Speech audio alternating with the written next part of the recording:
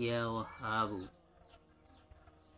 আল্লাহ তাআলার এই একটি ইসমে আজম নামের মাধ্যমে, এই একটি নামের আমলের মাধ্যমে আপনি চাইলে খুবই দ্রুত ধনী হয়ে যেতে পারবেন। খুবই দ্রুত হালালভাবে হালাল রোজগার করে আপনি টাকাওয়ালা হয়ে যেতে পারবেন, টাকার মালিক হতে পারবেন। এই আমলটি খুবই পরীক্ষিত আমল। অনেকে করে এর ফলাফল দেখেছে, অনেকে এর রেজাল্ট পেয়েছে। খাস করে যারা লটারি কাটে, লটারির ক্ষেত্রে যদি এই ইয়া ওয়াহাবু এর আমলটি করে গিয়ে আপনি টিকিট কিনতে পারেন, তাহলে আমলটি যদি আপনি সঠিকভাবে করেন, আল্লাহ তাআলা যদি কবুল করে নেন, তাহলে আপনি সেদিন দিনের মধ্যেই কোটিপতি হয়ে যেতে পারবেন।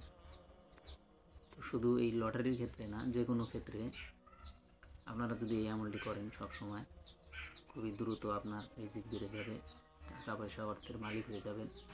খুব তাড়াতাড়ি আপনার অভাব অনাটন দূর হয়ে যাবে। ঋণগ্রস্ত থাকলে ঋণ থেকে মুক্তি পেয়ে যাবেন। আসসালামু আলাইকুম। আপনারা দেখছেন আকলিম শিফা এডুকেশন চ্যানেল। এই চ্যানেলে সাধারণত আমরা কোরআন থেকে ইসলামিক চিকিৎসা, আমল ও দোয়া শিখিয়ে দিয়ে থাকি। আপনারা চাইলে এই চ্যানেলের সাথে থেকে আমল ও দোয়া শিখতে পারবেন এবং অন্যকেও শেখাতে পারবেন এবং নিজের কাজে ও উপকারে লাগাতে পারবেন। তো আজকের যে বিষয়, দ্রুত অর্থের মালিক হওয়া অথবা ঋণগ্রস্ত আছেন তার থেকে মুক্তি পাওয়া, রিজিক বৃদ্ধি, এসবের জন্য এই ছোট্ট একটি ইসমে আজম নাম ইয়া ওয়াহাবু, আল্লাহ তাআলার একটা ইসমে আজম নাম। এই নামটির আমলের মাধ্যমে এটা করা সম্ভব। তো আপনারা আমলটি কিভাবে করবেন সেটাই আমি আপনাদেরকে বলে দিচ্ছি, শিখিয়ে দিচ্ছি। কিছুদিন আপনাদেরকে লাগাতার এই আমলটি করতে হবে। প্রত্যেক দিন, দিনের যে কোনো সময়, ফজরের নামাজ থেকে নিয়ে এশার নামাজের পর তাহাজ্জুদ পর্যন্ত, যখন আপনার সুযোগ হয়, যখন আপনার সুবিধা হয়, অথবা সারাদিন হাঁটা চলার ক্ষেত্রে হোক, আপনারা যে কোনো সময় এই আমলটি করতে পারেন। আপনাদের সময় কাজের মধ্যে বার করুন, আর যে সময় করুন, আপনারা নিজে নিজে বেছে নিয়ে আমলটি করবেন। এই আমলটি করার পূর্বে আপনাদেরকে আরেকটি কথা বলে দিই। কোনো ভাই ও বোন আছে যারা ভিডিও টেনে টেনে দেখে।